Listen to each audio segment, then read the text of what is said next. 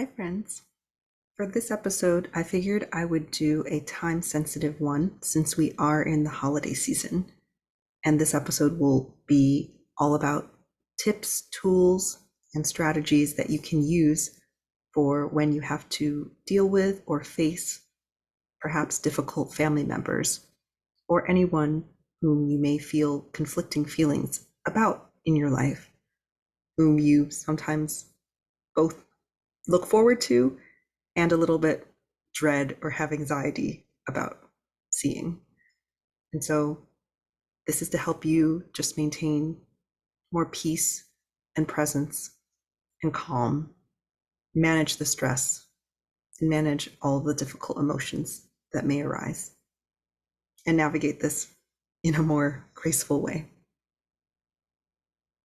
I know this is very personal for me because I've lived this my whole life. And it's always the once a year visit where I would go back and be gently, but often harshly reminded of all of my life milestones and all that I'm missing in regards to getting there, sadly. From things like nosy, invasive questions from random friends of family, from extended, distant relatives, and to outright very invasive comments and judgmental remarks and outbursts about my appearance, my lifestyle choices, a whole host of many things. And so here are some strategies for protecting your privacy, peace, and values. And I've given this talk and workshop a lot, and it's too much to share in one episode, but I will share some of the most biggest snippets. And certainly feel free to message me if you'd like a copy of a replay of one of those talks or to go further and attend one live at some point. We do have Chinese New Year, Lunar New Year coming up next month, so it might be a timely time to do another one. So anyway, I just wanted to say first off that holidays, there are so many customs and traditions and expectations surrounding them, but you have a right to decide what they mean to you and how you want to celebrate them or not. Some people just choose not to acknowledge them because they're just artificially created days of any day that's not really very different. What makes them different from the other days? Of course, aside from the religious significance or other historical significances of them, some people choose to celebrate every day. And so I definitely encourage you to just find whatever they mean to you and know that it's all okay.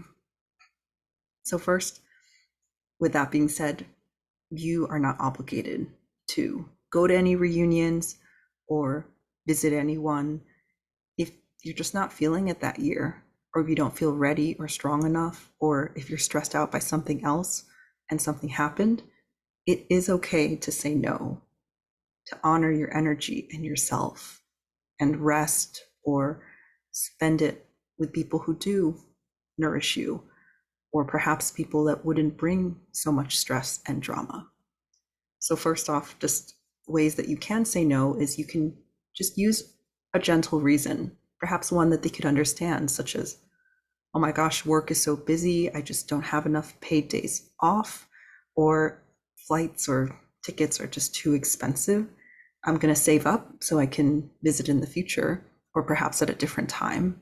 Or I have a lot of other errands or other plans or other guests or even visiting, things like that.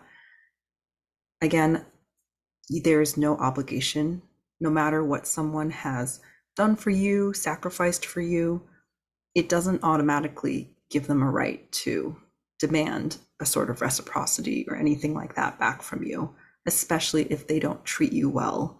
You do not have to tolerate disrespect or belittling or bullying or hazing from anyone, even your parents, because expressing your gratitude and appreciation for their sacrifices in birthing, raising you, doesn't mean giving in or agreeing. or obeying every request or demand that they put on you. You have this right to protect your energy. And I encourage you to check in with yourself and take at least 5 minutes, ideally 30 minutes or an hour of alone time, just to really check in with you and notice how you feel, especially right after interacting with someone. Do you feel more energized or nourished or lighter or uplifted or happier afterwards? Or do you feel more heavy or drained or exhausted, angry, upset, or stressed out afterwards? It matters. And there are unfortunately some people who are more like energy vampires in life because they're hurting themselves and they're sort of bleeding on other people, or they're very much in a victim mentality themselves. And you have a right to protect yourself from these energy vampires or emotional drains in that way. Other ways that you can set some boundaries physically to protect yourself from afar is limiting the visits. Maybe you know yourself, you can only handle seeing these people once a year, and maybe for a few days max only, or 1 week max. You can also just say, hey, when we're apart, I am just the kind of person who needs things to be planned. So I can't host you in an impromptu way.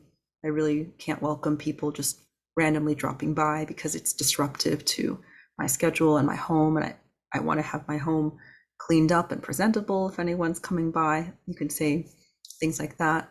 You could also say, yeah, I prefer no random calls either, just scheduled calls, unless it's an emergency, of course. But let's keep in touch over text. You can send gifts or cards from afar. And you can also choose where you go too. I know for me and many other people I've talked to and supported, they say it's tough going back to your childhood home that you grew up in because it's just all too easy to sort of emotionally regress and fall back into old patterns or dynamics where your parents treated you more as a child and not as the adult that you are now. And they may even feel like it's their turf or their territory, so you have to follow my house, my rules. But if they visit you, then you might have a little bit more say in everything, and it may be more of an equal or balanced dynamic. So aside from those physical boundaries, you can actually set more intangible, more emotional boundaries when you're actually interacting as well. So first, I want to stress that it is so easy, too easy to fall back into our old patterns of people pleasing or regressing or just deferring, or also to get really triggered because the people closest to us often know how to push our buttons or things to say, or perhaps what they say hurts or just means so much because we care about them so much, or we know they care about us so much. So being triggered just means that when you get flooded with stress hormones in a stress response and your sympathetic system, nervous system might be really activated, and it can be so hard to think straight, and some people shut down. That could be more of a freeze response, and some people act out in a more reactive, angry, defensive way. And sometimes in the heat of the moment too, people can say things that they don't mean or even later regret too. So I want to emphasize as much as you can to try to stay regulated with your body and calm. Way easier said than done. But here are just a couple of strategies that could help. And you may have heard this already plenty, like breath work, taking the deep breaths, doing box breathing or pursed lip breathing, and grounding yourself by just feeling the ground underneath your feet or the chair you're sitting in, or putting your hands even on your thighs, or clenching your fists, or just holding on to even a little trinket or grounding item. And also the importance of just taking breaks too. If you notice yourself just getting too riled up, it's okay to just ask for a break, ask for some space, go to the restroom even just for a few minutes, go out for a walk if you can. Just let them know, hey, I'm feeling really stressed or flooded or overwhelmed right now, and I need some space to process. Can we check in later or change the topic and talk about something else?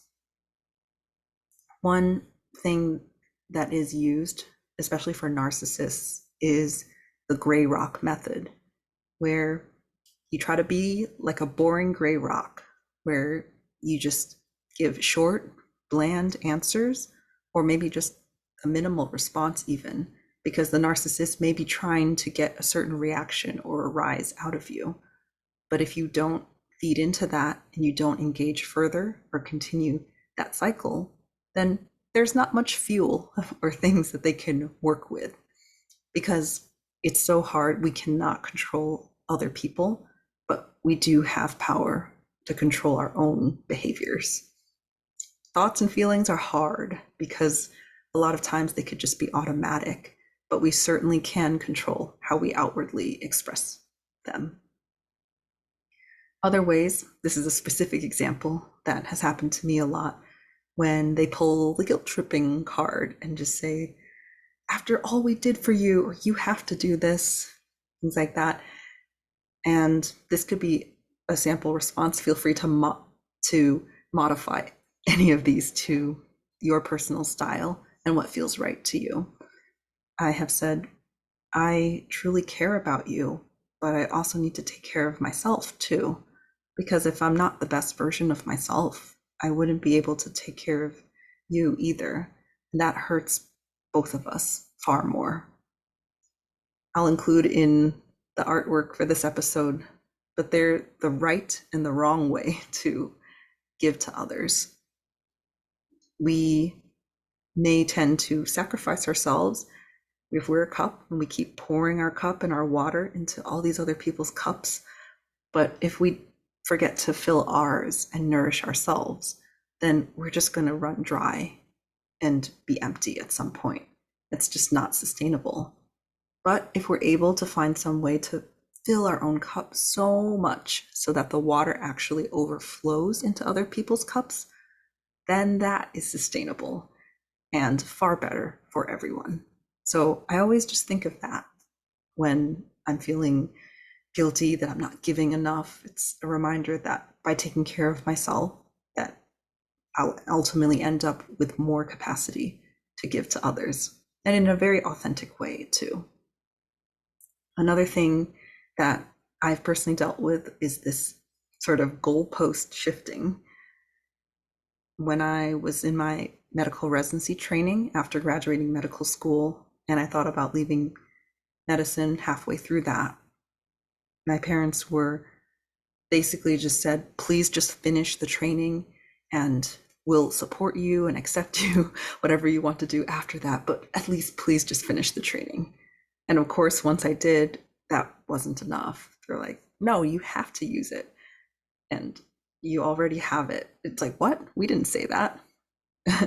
And even also saying that you train to have this gift, and you're doing the world a disservice. The patients need you because very few people get to have this training. Just things like that. It was really tough to deal with. And so nowadays I try to ask them, hey, just to keep that from happening again or repeating, could you let me know what exactly would you like to see from me so that you can feel appreciated and or satisfied? If I was making this amount in my alternative career, would you be able to let the medical thing go? Things like that. And in terms of appreciation, I already send gifts. It's like, how often would you like me to visit, and for how long? Because there have been times when they felt like I overstayed, especially during the pandemic when we were quarantining together, and they were like, we can't tell anyone our 30-something-year-old child is still living with us for those months. And so these things clarifying would help everybody. Another thing I found to work well is reframing, challenging, or soothing, or reassuring. Well, the first way in reframing or challenging what they say reminds you that you're actually on the same side, because they've been really worried, I know, about security, particularly financial security, and especially with the pandemic too. Who wouldn't be? But I actually remind them, hey, I know you're just worried about me trying to pursue art and entrepreneurship instead of the stable income that I could be making as a doctor. But we actually share the same values. I value security, and to me, that means more than just one income source, because a boss can lay me off at any time, or I could lose my medical license. But if I've built up these multiple streams of income, then ultimately I am safer. And that might be something that they've never thought of in that way before. And I did find that that made things a little smoother, at least with my dad, when I felt I could actually have some wiggle room and a little bit more open of conversations than my mother. Another way is the reassurance, just saying that, because a lot of times underneath harsh words, angry words, anger, is a softer emotion, a softer fear or underlying need. And it can help if you speak to this and just reassure them. For example, in the last example of like, yeah, you'll never make it in art, you better quit. I've said to them, I know you're just saying this because you're worried about me. And I assure you, I have backup plans upon backup plans, solid plans to make sure that my basic needs will always be met.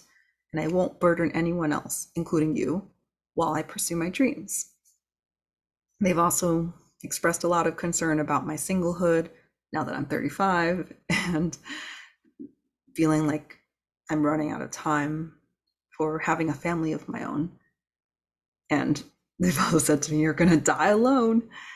And I've responded, yes, the dating pool does change with age, but I'd rather hold out for a healthy relationship than settle for an unhealthy one just to not be alone. And don't worry, I won't die lonely or unsupported. I have built a wonderful support system, and we can all live together too in community, just to make sure that logistics will never be an issue if I do end up needing an emergency or someone to drive me to the hospital or surgery, things like that. So for figuring out what you do share, finding common ground, that could be so tough when you feel like you're on just complete opposite sides of the spectrum. But you'd be surprised. I have 2 tools for helping you to do that. But I do need to send you the worksheets, and so you can actually fill it out. And they're called the inner and outer circle exercise, and then the Venn diagram tool. So just message me if you'd like those sent to you. And at the end of the day, if all of that still doesn't help to de-escalate the conversation or the argument or conflict, then it's definitely okay to just be very direct and say, we've rehashed this countless times and it's been the same. So let's agree to disagree unless something in the external circumstances change. I'm doing my best and everything I can. And I don't want to talk about this again if we cannot have a respectful discussion. Respect to me means no name calling or yelling or raising your voice. I care about you and want us to enjoy our time together. So let's focus on what we have in common and do something else or talk about something else. You can also say, thank you so much for your advice. I'm ultimately going to make my own decisions, but I appreciate how much you care about me to be saying all this. And I will say again, this is in cases where it's more of a gray zone. If you do feel that your family actually cares about you, they see you as more than just an object or an extension, because there are some people in some cases where it truly is so toxic and so abusive that it is better to just sever relationships and cut off all contact. But I know that it's such a tricky situation and it's so hard to tell, and it may take years. And I know for me, because of the attempts I've made and the way that my relationship with my family has evolved, I don't think that it's too toxic to be able to repair or shift in a way for the better. And I know that deep down, they do really love me and care about me. So now moving on to some tips for surviving awkward reunions with people who know you less well. These can be a little bit easier to navigate if you're only seeing them for a couple hours or a day during the visit. I would say you can use things from the Gray Rock method, keeping your answers short, vague to protect your privacy, keeping a polite and calm tone, maybe even more closed body language as well, just not fully leaning in and engaging can kind of send the message that, oh, I'm busy, or that maybe I want to talk to some other people. You can create reasons to leave a conversation or cut it a little bit early. Just say, oh, I got to go to the bathroom, or want to get a food or drink, or I have to make a call. I'd like to catch up with some other people. You can also just say, hey, it was nice seeing you. See you next time. See you next year. If they do ask some questions, you can use these tips to gracefully sidestep and not have to actually share much about yourself. You can shift the spotlight to them and ask them questions about themselves. So if they ask you, like, yeah, I'm good, but how are you? You can change the topic. You can make a joke if they're asking you, oh, you look old, or how old are you this year? You can say, well, I'm forever 21 on the inside. You can also just take a more serious approach and say, I'd rather not talk about that right now or share that, but thanks for asking. And if they persist, you can be more firm and say, I don't appreciate you asking about that and would like you to stop asking, please. For specific responses, for example, if they say comment on your appearance, or you've gained or lost weight, or you're so fat or thin, you could just say, thanks for your concern, but my appearance isn't really your business. Or, yes, I'm happy with my body though. Or, maybe I did, but I'd appreciate if you didn't comment on it. I'm working on it, and it makes me feel even more self-conscious when we talk about it. If they might be asking about your relationship status, or when are you going to get married or have kids, you could just say, I'm trying, or we're trying, or and leave it at that. Or you could say, I'm focused on other goals right now. It's just not much of a priority to me in this moment, or I haven't had much of a chance, or I'm still figuring out how important that is to me. Hey, did you know that actually through 33% of all people would choose to stay single? Or they do choose, that's the statistic right now. If they ask about your job and you don't want to share much, you could just say, I'd rather not talk about it. You know, there's more to life than work. I'm not defined by what I do. Things like that. Or you could say, I'm currently here doing this, but I'm aiming to work in this industry. I'm between jobs or in transition right now. If they try to get you to meet someone else, you could say, no, thank you, but I appreciate you thinking of me. Or that's so kind of you to offer. Sometimes, this is a common one, they would make some comparison remark. They may be like, oh, did you hear that so and so accomplished this? Why can't you be more like them? You just say, wow, that's great for them, but I'm on my own unique path and wouldn't want to and couldn't be like anyone else. I'm only competing against myself and the version of me I was yesterday. And I'm doing well. And I'm proud of where I'm at. If they seem like respectful enough and open, you could open up a thoughtful discussion about some topics, because there may be generational gaps and differences in understanding because of the age difference and the times that they grew up in, or cultural differences. It may be a great opportunity to educate them about something that's going on right now. But of course, if they cross a line, it is okay to be very firm and direct.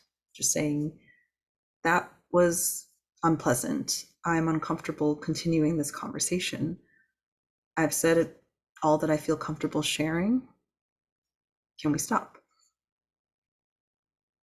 But again, the overall strategy, I would say, is to decline or say no, but end it on a positive note, because a lot of times people remember the ending more. And just offer some way of appreciation, because at the end of the day, if they're trying to make conversation with you, they're just trying to connect. It means that they care. For things like protecting your energy, especially when you're visiting and you're out of your usual environment, it can be hard to maintain any kind of self-care routine. You may not have access to your usual things. Here are some tips. And again, take what resonates or try it out, and leave the ones that don't. Some people do choose that they would rather have their own separate accommodation, or at least a private room where they can go to retreat to, especially if they need just more solo time, or just a space where they can really put themselves first in that time period.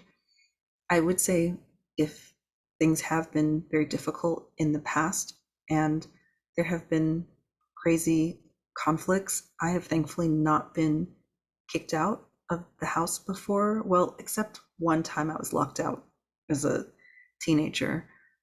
But thankfully, after that, there have only been threats. They haven't been followed through on. But I do know some people who unfortunately have had that. And it really helps to have a backup plan, a friend, or a safe place that you know that you can retreat to. As I mentioned before, protecting that me time, that alone time, some time unstructured to wind down, at least 5 minutes a day, can do wonders for just recentering yourself and for your self-care.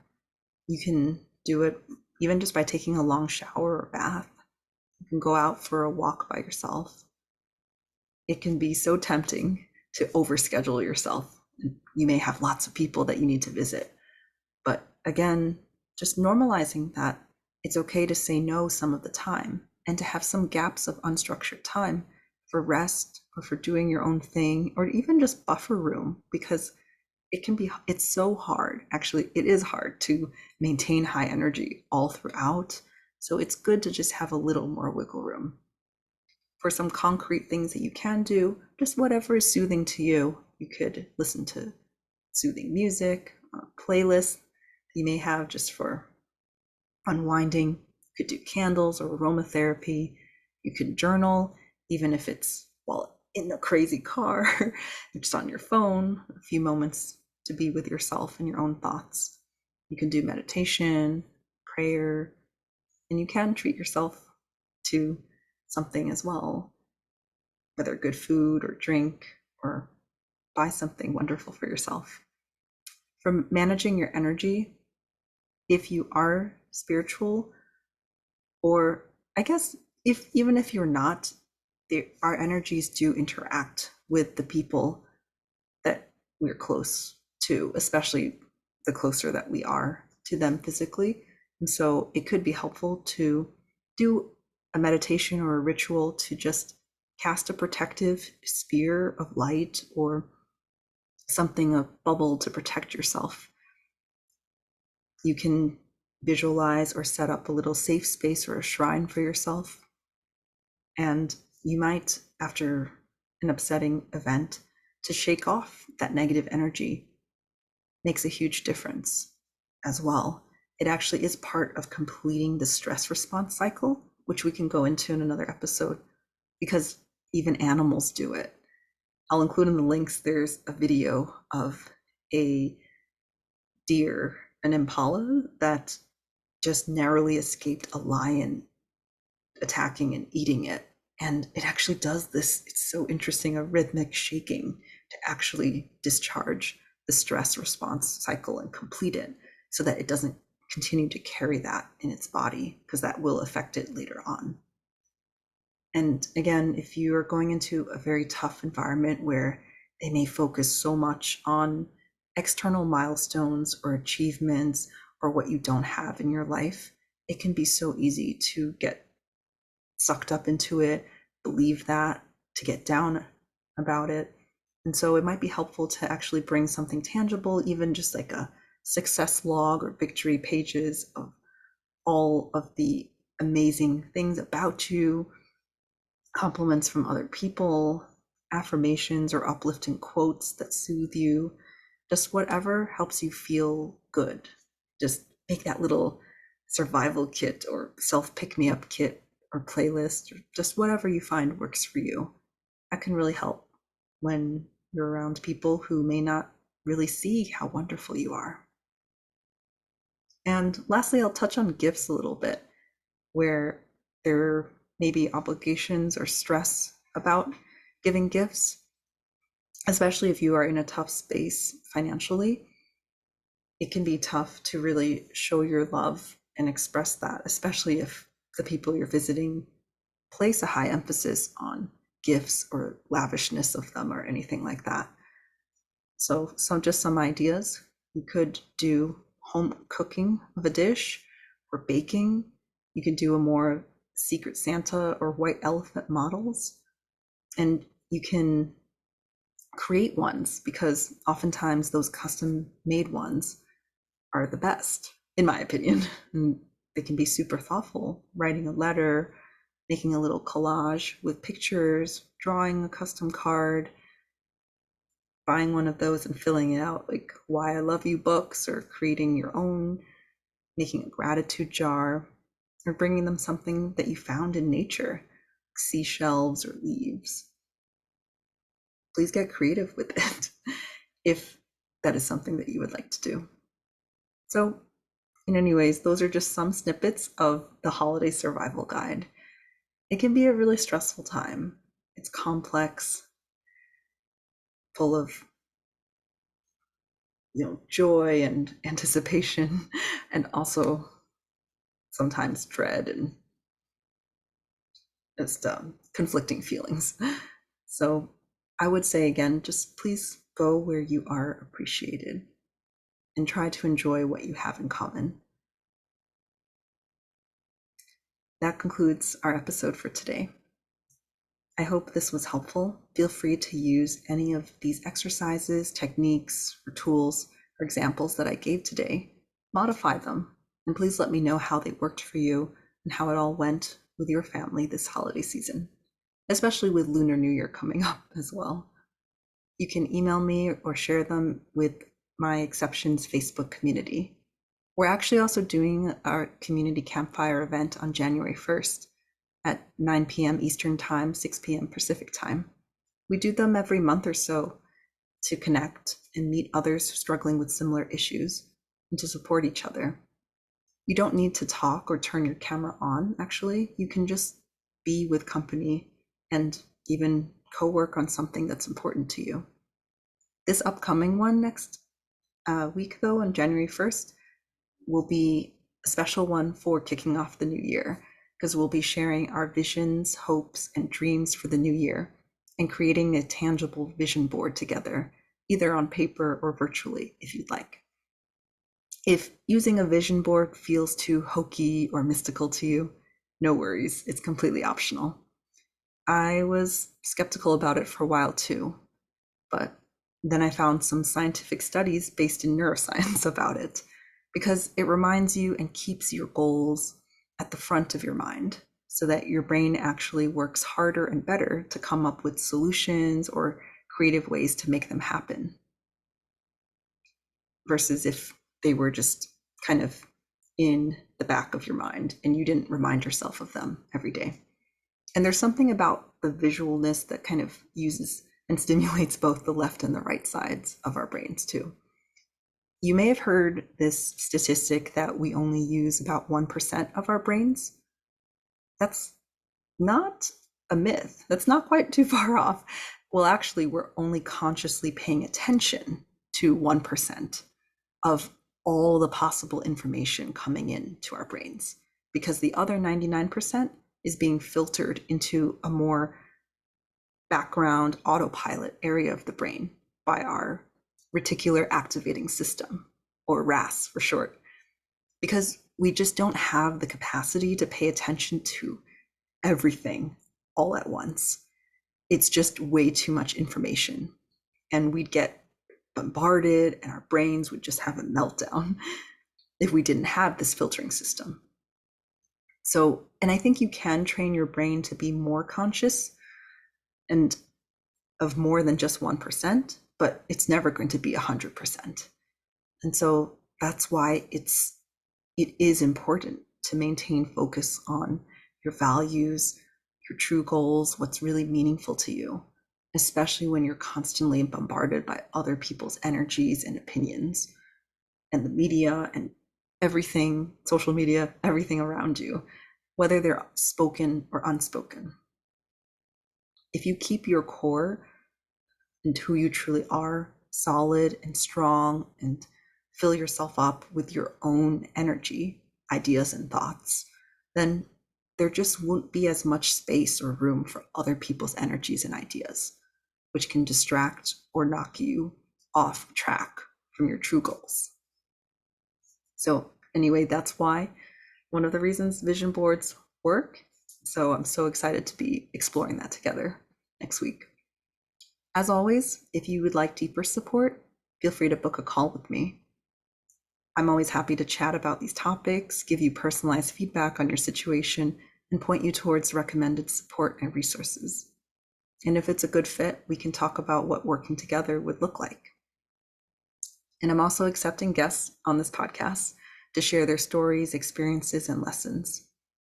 I'd love to hear from you, particularly if you have questions or differing viewpoints. We're stronger together, and there's so much that we can learn from one another. I hope you have a wonderful last few days of 2023. And I look forward to more great conversations together in the new year. Let's accept and then achieve. See you next week.